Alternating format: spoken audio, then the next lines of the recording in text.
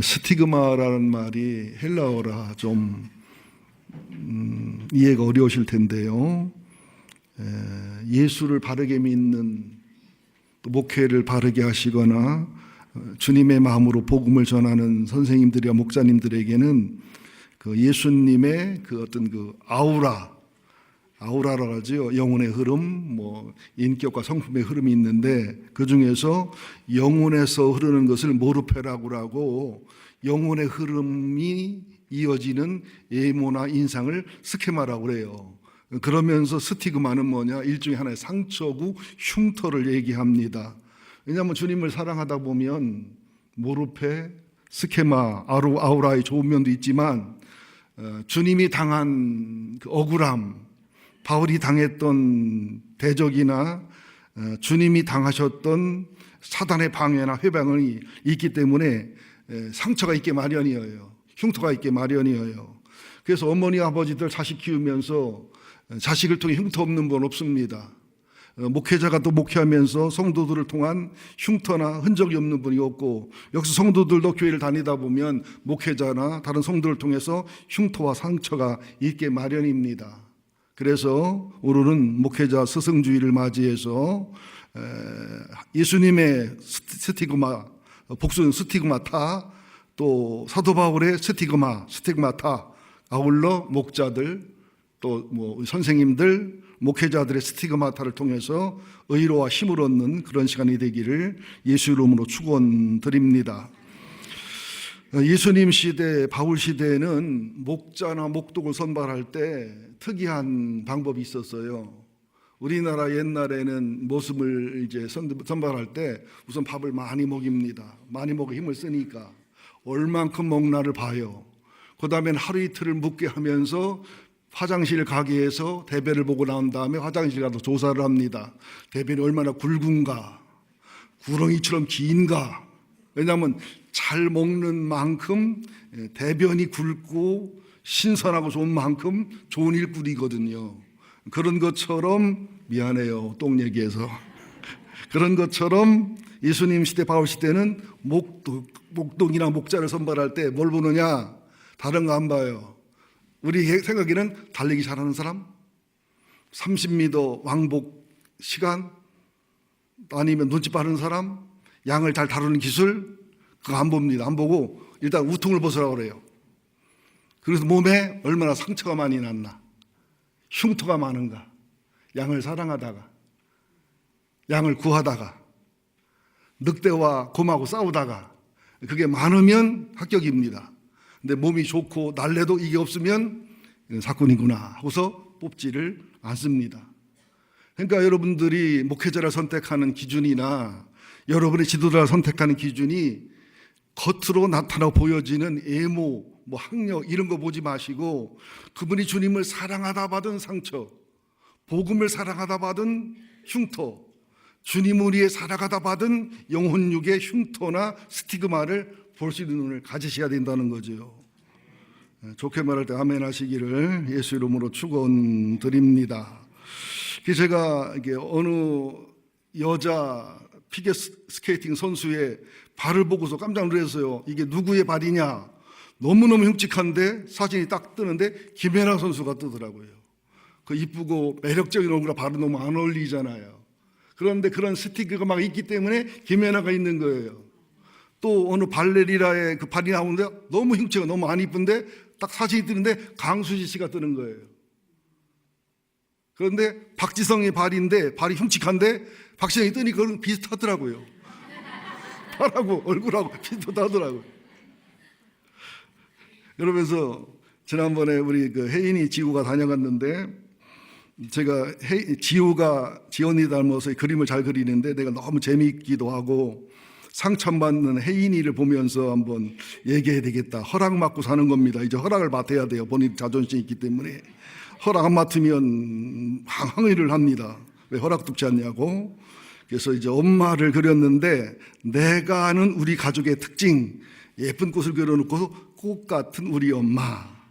또 아빠는 이게 뭔 캐릭터인지 모르겠어요. 어떤 아빠의 모습을 보는데 근육인지 잘생긴 우리 아빠. 그리고 지호 자기를 표현한 것은 눈도 커막하고 입도 쫙 벌어진 귀여운 나. 마지막 지 언니를 어떻게 그렸을까 보니까 눈을 조그맣게 딱 찍어놓고 입을 쭉 커놓고서 보통인 우리 언니. 그러니까 혜인이가 상처를 받고 맞아, 나 보통이야. 그런 모습을 보면서 건강하구나 그런 생각을 해봤습니다. 예, 마음문 열고 은혜 받으라고 준비한 거니까는요. 먼저 예수님의 스티그마를 한번 살펴보겠습니다. 여러 가지 많지만 요한복음 20장 20절에 십자가에 못 박히신 손과 옆구리와 발, 이걸 오상이라고 그래요. 이것을 도마가 없을 때, 이것은 하나님 예수님 사랑의 증거잖아요. 또 부활하셨기 때문에 하나님 아들이란 확실한 증거잖아요. 도마는 뭐라고 말해요?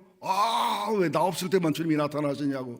나는 그 손가락에다가 말이지, 그 손목에다가, 그죠? 손에다가 손가락 넣어보고 옆구리 손 넣어보고 그래 믿겠다고 막 여드레 후에 주님이 나타나셔서 이제 27절이지요. 도마에게 이르시되 내 손가락을 이리 내밀어 내 손을 보고 내 손을 내밀어 내 옆구리를 넣어보라.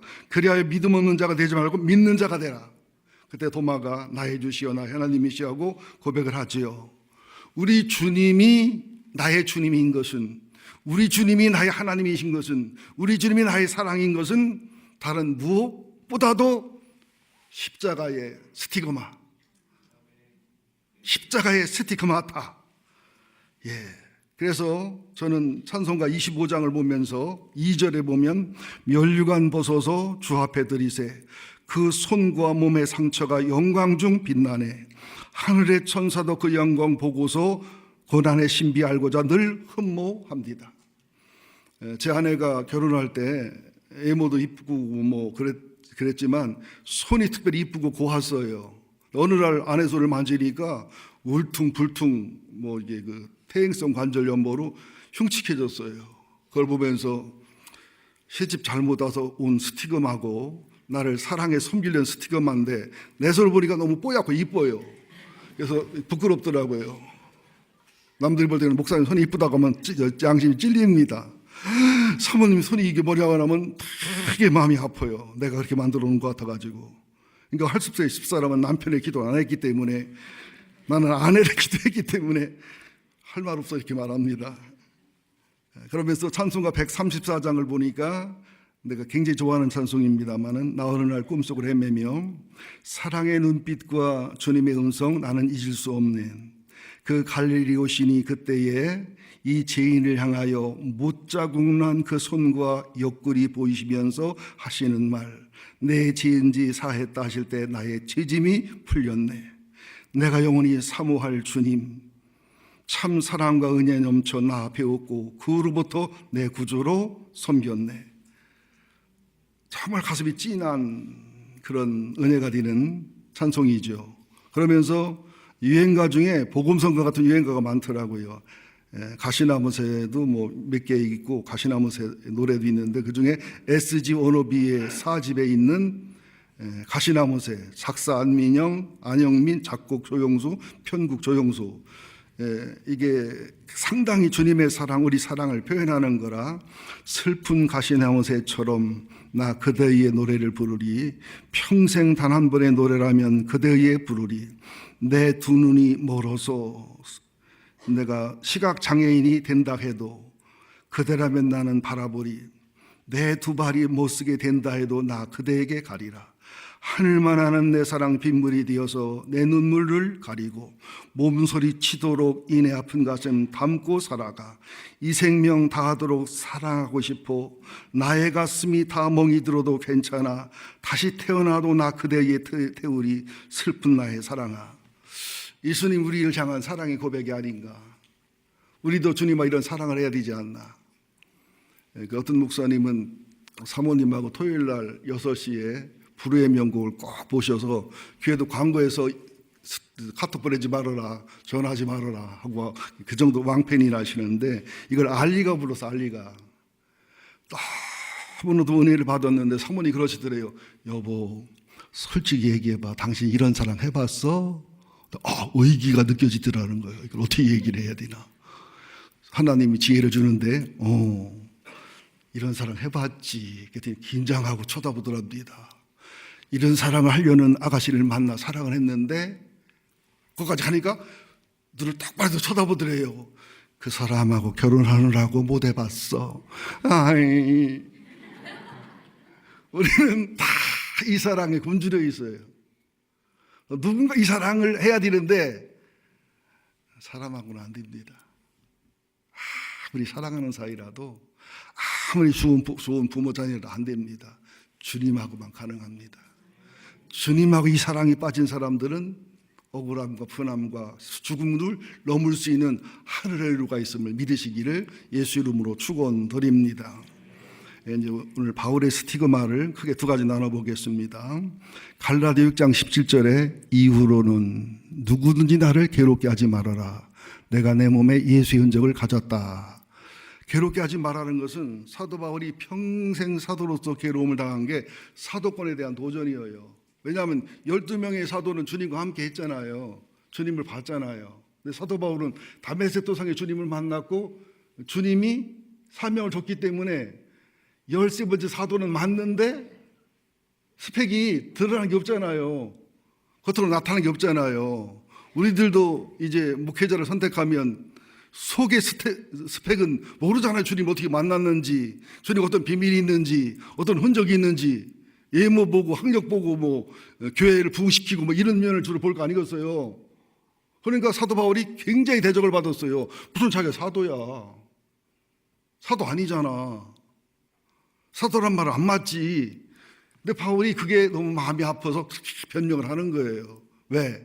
사도 바울이 사도가 아닌 게 돼버리고 사도 바울이 가짜 사도가 돼버리면 그렇게 좋고 아름다운 말씀, 주님이 칭찬하고 주님이 인정할 만큼 더 큰 일을 한 사도 바울의 말씀과 복음의 증거가 다 무효가 돼버리잖아요. 사단은 이걸 노렸어요. 평생토록. 그래서 우리가 복음을 바르게 전하거나 영적으로 바른 목자나 바른 중직자나 바른 선생님들은 사단이 공격을 많이 합니다. 왜? 주님을 영화롭게 했지? 사단의 역사를 깼기 때문에 그 사람을 가짜를 만들어서 나쁜 N 바이러스에 감염이 되게 해서 그 사람을 가짜로 나쁘게 불량하게 문제있게 보게 되면은 동시에 그 사람이 전한 복음이, 그가 전한 말씀이 가짜처럼 힘을 잃어버리는 것이거든요. 바울은 자기가 욕먹는 거나 비난받는 것은 이미 초월했어요. 문제가 안 되는데 이렇게 사단의 괴계에 분별하지 못하고 거기에 넘어가서 부안이동하는 이 아픔을 너무 아프니까 마지막 갈라디아를 쓰면서 제발 나 좀 그만 괴롭게 해라. 내 몸에 예수의 흔적이 있지 않냐. 내 목회에 예수의 흔적이 있지 않냐. 열매하고 달라요. 내가 너희들에게 바른 말을 전하다가 원수가 되기도 하고, 내가 복음을 전하려고 죽을 뻔한 고비를 얼마나 많이 넘기고 40에 하나 감암매를 얼마나 많이 맞고 쭉 얘기하면서 그리스도 안에서 스승은 만명이라면 아비의 마음을 가진 자는 없지 않냐. 나를 좀 그만 괴롭게 하고 정말 마음을 넓혀서 보답하는 양으로 내가 전하는 복음이 참 복음이고 내가 하나님의 사도라는 것을 인정해 달라고 그렇게 변명하고 부탁을 하는 겁니다. 우리들 마음이 좁을 때가 많아요. 바울은 너희들 마음이 그리스도 안에 좁아진 게 아니고 예수 안에서 좁아진 게 아니고 너희들 생각과 상처와 죄에서 좁아진 것이니 마음을 넓혀라.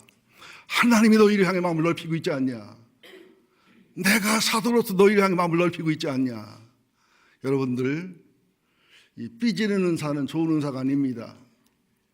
정말 주님의 복음을 알고 주님의 십자가를 체험하고 성령의 사람이고 주님의 흔적이 있고 주님의 스케마와 모르페와 스티그마 있다면 마음이 넓어지게 돼 있어요.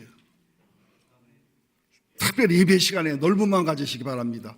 나들어보라는 소리야.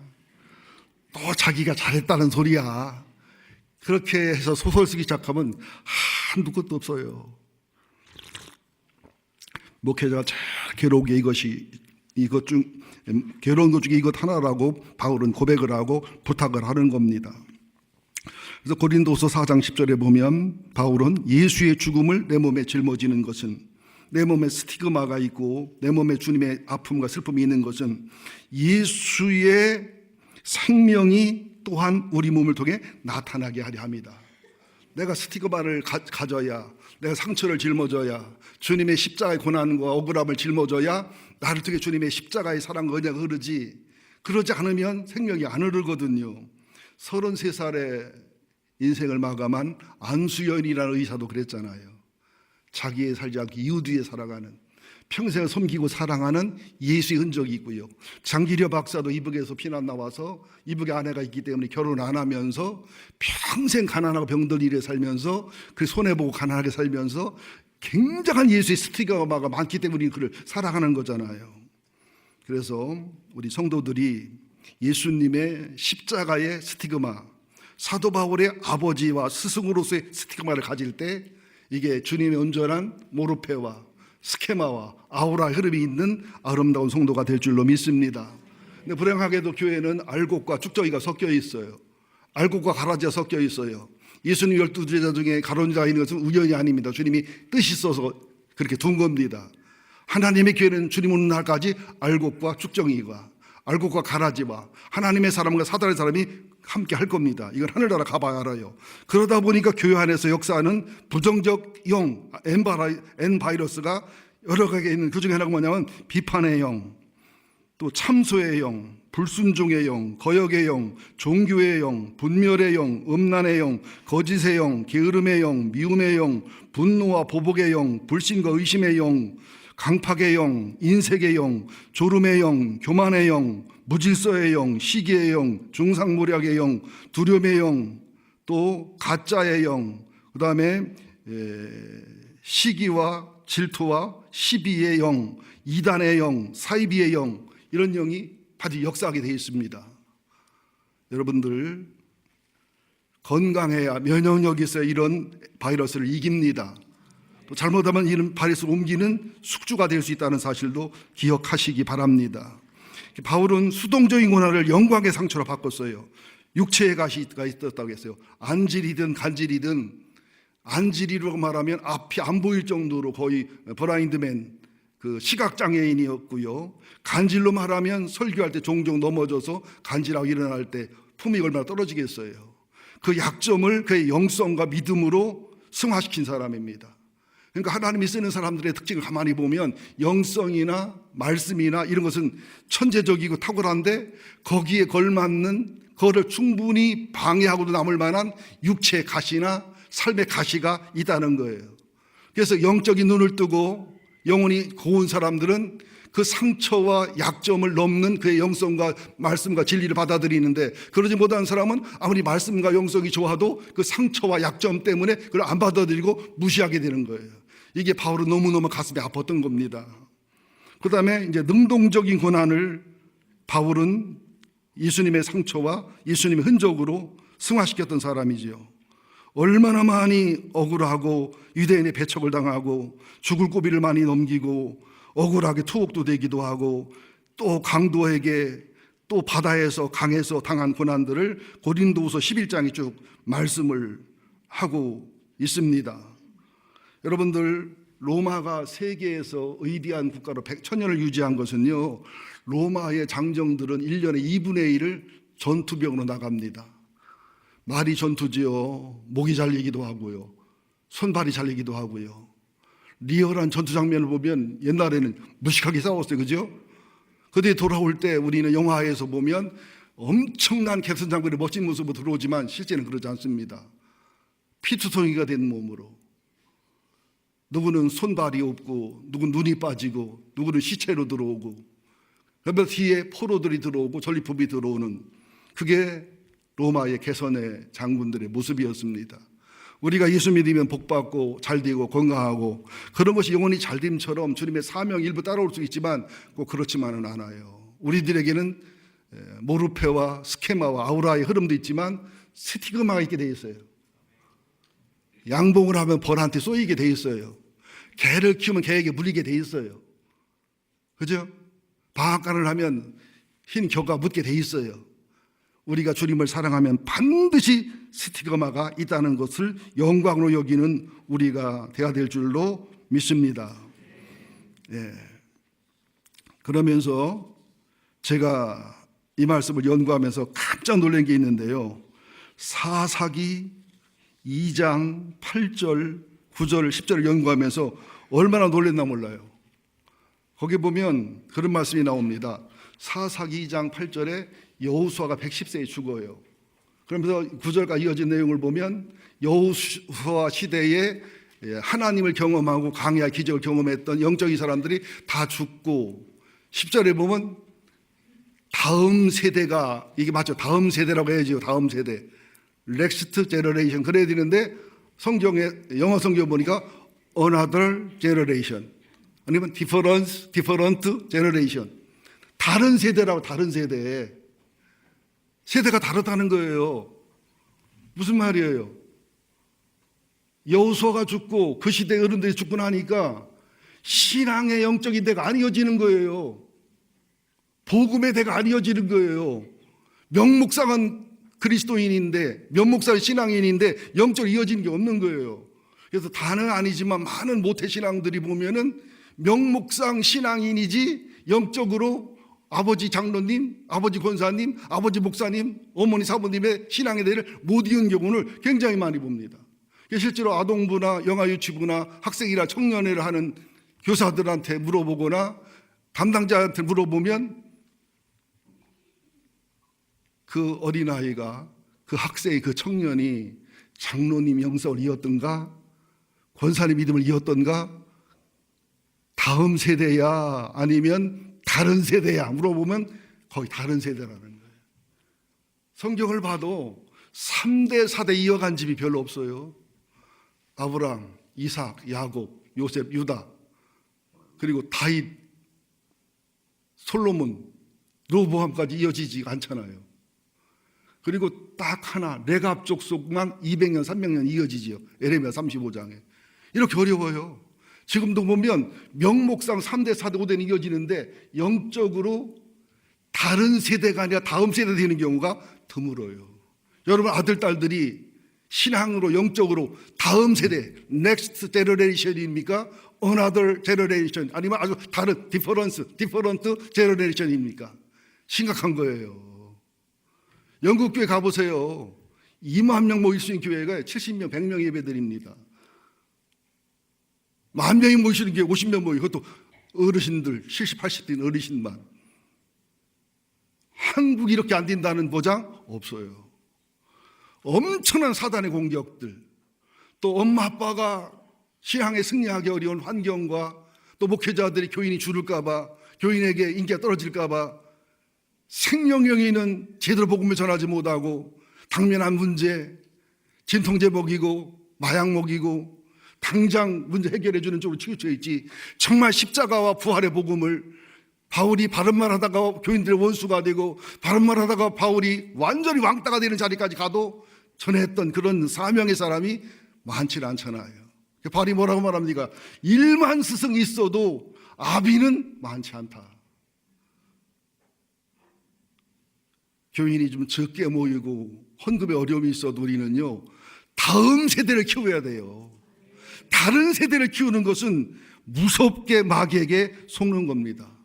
사사기 어떻습니까? 하나님 없는, 왕 없는, 각자 소견대로 행하는, 지금도 그렇게 시대가 되어버렸잖아요.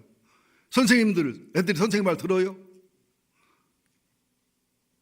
어느 졸업식을 어느 목사님 영상을 보여주는데 교장 선생님이 뭐 여러분 사랑하고 여러분 헤어지면 얼마나 마음 아프 슬플까 그랬더니 뭐 기다리게 낄낄거리고 스마트폰에 듣질 않아요. 그리고 졸업식 1시간 늦게 시작하더라고. 애들이 안 와가지고. 이미 대학이 정해졌고 명문대나 원하는 대학 간 애들이 몇 명이 나머지는 다 실패자가 돼버린 상황이니까 졸업이 의미가 없는 거예요. 또 선배들이 와서 후배들 잘하라고, 후배들 가슴이 아프다고 후배들이 끼끼 웃어. 부어 니들이야 잘해 하면 웃더라고요. 또 후배들이 선배들을 보고 싶을 겁니다. 존경합니다. 네 엄마나 존경해. 끼끼 웃으면서 아주 난장판을 실학을 보여주는데 교회가 이 모습 아닌가? 교장인 목사가 무슨 말을 해도 말을 잘하래 그러지 않는가? 장로님, 권사님 권위도 없고 신뢰도 없고 그 모습은 아닌가? 우리 어려서 졸업식은요 그렇게 울었어요. 그죠? 기억나시나요? 울었어요. 중학교, 고등학교, 대학교까지도 울었어요. 선생님 헤어지기 싫어가지고 가슴 아파했어요. 그 옛날에는요, 어버이날 나실제 괴로움을 못 불렀어요. 눈물이 나가지고. 지금 것들은요, 잘 불러요. 4절까지.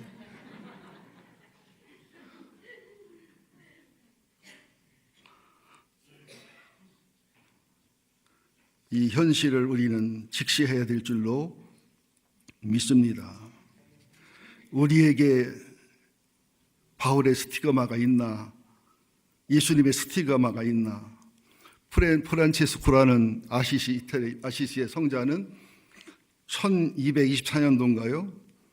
온몸에 예수님의 십자가 오상이 생겼습니다. 주님을 사랑하고 사모하다가. 그래서 십자가 오상 때문에 치료도 안 되고 아파서 그걸 죽었어요. 그러면서 그분은 굉장히 기뻐했어요. 내가 주님의 십자가의 고난을 알았다, 체험했다. 그분의 사랑과 그분의 은혜를 경험했다. 그리고 주님처럼 나도 죽어간다고 하고 영광스러운 죽음을 죽었습니다. 우리는 실패자라고 그래요. 일찍 죽으면. 병들으면 실패자라고 그래요. 여러분, 모르피도 중요하고 스케보라도 중요하지만 스티그마가 있는가? 정말 사랑하면 스티그마 있게 돼 있어요. 아내로 남편을 사랑해 보세요. 남편 아내를 사랑해 보세요. 부모로 자식을 사랑해 보세요. 목사로 성도를 사랑해 보세요. 스티그마가 있게 돼 있습니다. 영혼 육간에. 우리는 사랑을 스티그마로 확인하는 사람들이 되어야 될 줄로 믿습니다. 어느 분의 시인데요, 가난한 엄마가 아마 친척집에 가서 쌀을 얻어오나 본데, 옛날에는 굶을 때니까요, 1950년 40년대인데 친척이 쌀을 주는데 어떤 때는 한 대, 두 대 줄 때 있고, 어떤 때는 5대 줄 때 있고, 어떤 때는 한 말 줄 때도 있고. 그런데 그 시가 그런 내용입니다. 쌀을 자루에 받아 이면서 쌀의 무게가 무거울수록 가벼워라. 나는 가슴이 막 찡하던데요. 쌀의 무게가 무거울수록 가벼워라. 네, 무거울수록 내 새끼 한 끼 더 먹이잖아. 내 새끼 피와 살이 되잖아. 무거울수록 가벼운 거예요. 근데 가벼울수록 무거운 거예요. 이게 사랑이에요. 예수님의 스티그마, 그렇게 괴로웠던 사람이 행복한 예수. 엘리라바 사박다니, 왜 나를 버리셨냐고 괴롭잖아요. 그러나 나를 버리시는 주님의 사랑, 내 사랑을 아시고 십자가 지어주신 하나님의 아버지의 그 사랑, 괴로웠던 사나이에서 행복한 예수. 여러분들에게 지금 예배 끝나고 금을 드리면은 무거울수록 가벼워요, 무거울수록 무거워요. 여러분 그 루이비통 가방에다가 그 금을 넣어드리면 무겁게 넣어드릴까요? 가볍게 넣어드릴까요? 그래서 주님은 내 멍에는 싣고 내 짐이 가볍다는 거예요. 무거울수록 가벼워라. 가벼울수록 무거워라. 이게 스티그마라는 목회자, 스승, 성도의 삶이라고 저는 그렇게 믿습니다. 믿습니다. 아멘 타임 안 준 다음에 믿습니다. 믿습니까? 그러면서 고린도후서 12장에 보면 사도 바울의 3천층 신비한 체험, 또 치명적 약점과 같이 하나님의 보낸 사람들, 영적인 선지자들과 천재들은 이상하게 영적인 면에 탁월하고 말씀에 탁월하고 신비에 탁월하면서 치명적 약점과 단점이 있어가지고 영혼이 맑고 밝은 사람은 그 영성과 말씀 때문에 치명적 약점과 단점을 넘어서 사랑할 수 있는데, 그러지 못한 분들은 그렇게 좋은 말씀과 그렇게 좋은 진리와 은혜와 신비한 말씀을 그 약점과 단점과 치명적인 그 문제 때문에 못 보고 안 보고 거부하는, 이것도 하나님의 지혜요 방법이라고 저는 그렇게 믿습니다. 그래서 장점이 많은 사람들은 단점이 많아요. 또 단점이 별로 없는 사람들은 장점도 별로 없어요. 공평하신 주님이에요. 여러분 한번 인터넷 통해서 보세요. 설교가 탁월한 설교 좋은 분들은 거의 노래를 못해요. 찬양을 못해요. 한번 찾아볼래요? 찬양도 좋고 설교도 좋고. 이동훈 목사님 음치 나보다 더해. 이찬순 목사님 못 듣겠어. 뭐 성태근 목사님, 제가 좋아하는 분들, 한옥 목사님, 근데 오정희 목사님은 찬양 들으라 말씀 들어주신데 다른 분에 비해서 말씀이 은혜가 덜 솔직히 얘기해서. 오정희 목사 고소해 달 수 없어. 사실이니까. 여러분들도 성도들도 마찬가지예요. 어느 면이 탁월하고 어느 면이 약점이 있게 돼 있어요. 왜? 어느 면이 강화되려 어느 면이 희생돼야 그게 강화되게 돼 있으니까. 그래서 우리가 노사연의 바람이라는 노래를 부르며 살아야 돼요. 고치려고 하지 말고. 우리 다 얼마나 아파요. 힘들어요. 노사연의 바람 내 손에 잡은 것이 많아서 손이 아픕니다. 등에 짊어진 삶의 무게가 온몸을 아프게 하고 매일 해결해야 되는 일 때문에 내 시간도 없이 살다가 평생을 바쁘게 걸어왔으니 다리도 아픕니다. 우리 모두의 모습이잖아요. 내가 힘들고 외로워질 때 내 얘기 조금만 들어준다면 어느 날 갑자기 세월의 한복판에 덩그러니 혼자 있진 않겠지요.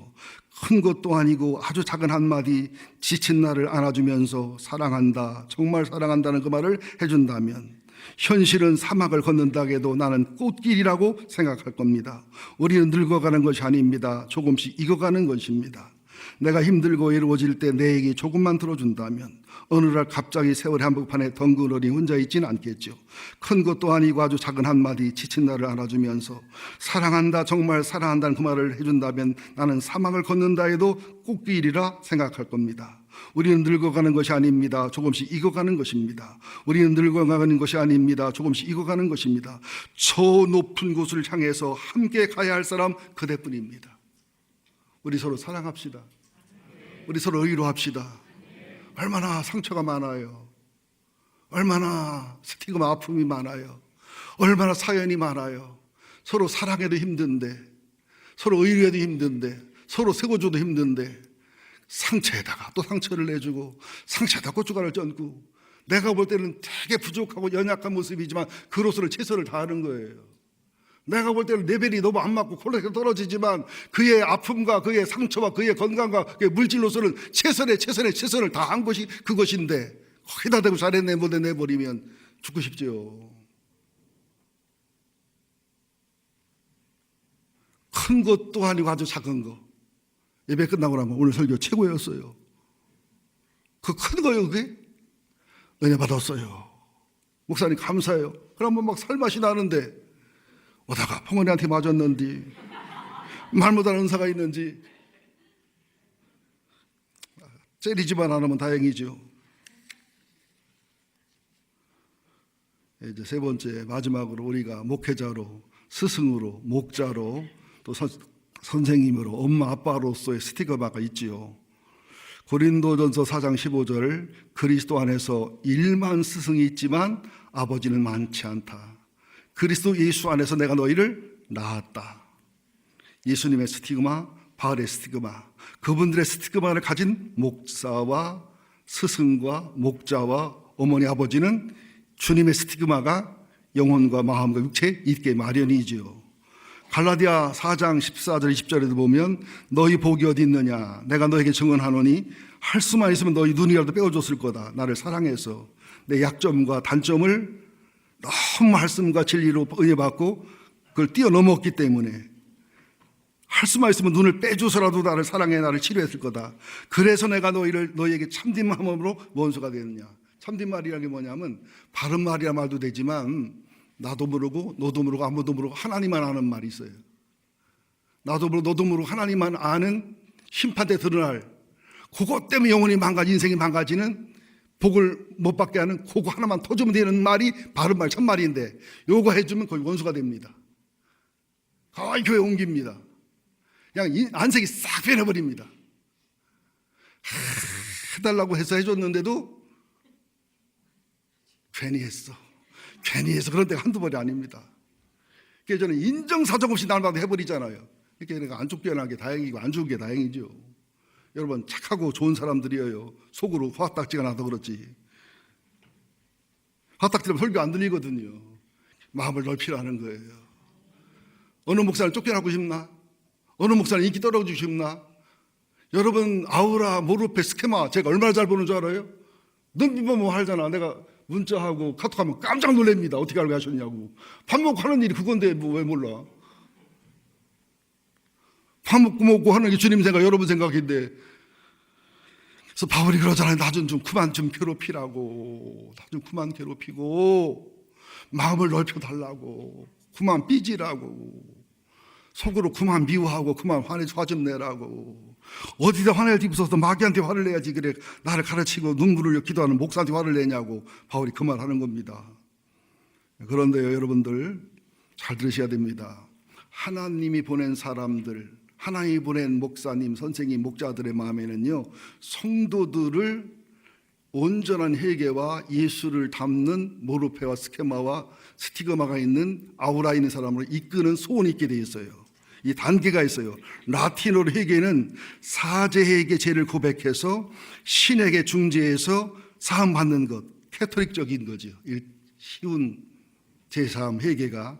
두 번째, 성경에 말한 회개는 헬라어로 메타노이아, 죄를 원통히 여기고 괴롭게 여겨서 하나님과 주님께 고백하고 또 목회자에 고백해서 지정의가 변화돼서 예수께로 돌이키는 유턴, 굉장히 아름답고 위대한 회개지요. 그러나 아람어로 말한 예수님의 회개는 타부, 이게 진정한 회개입니다. 그 예수님이 말한 완전 정답의 회개는 뭐냐?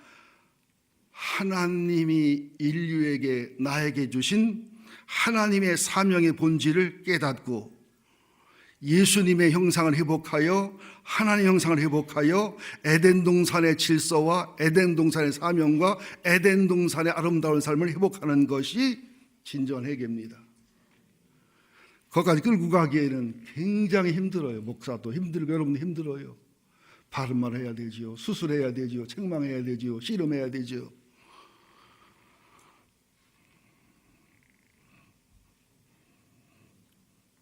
제가 국제시장이라는 영화를 얼마 전에 봤는데 오래됐는데 그 주인공이 뭐지요? 황찬송이든가? 황정음? 황정민 잊지 말아야지.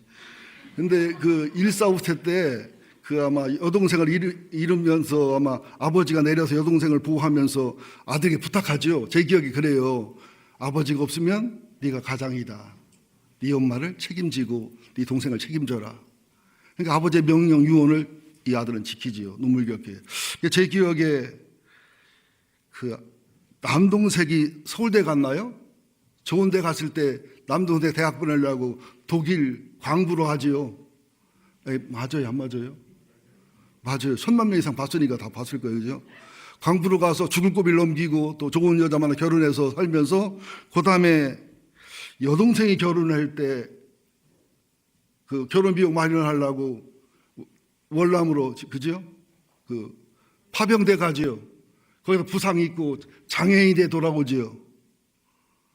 그러니까 아버지도 아닌데 아버지 위치에서 스티그마가 그렇게 많아요. 상처가 많아요. 그러면서 마지막 장면이든가 아버지 젊을 때 사진을 보면서 아버지 나 힘들었어요. 아버지 나 힘들었어요.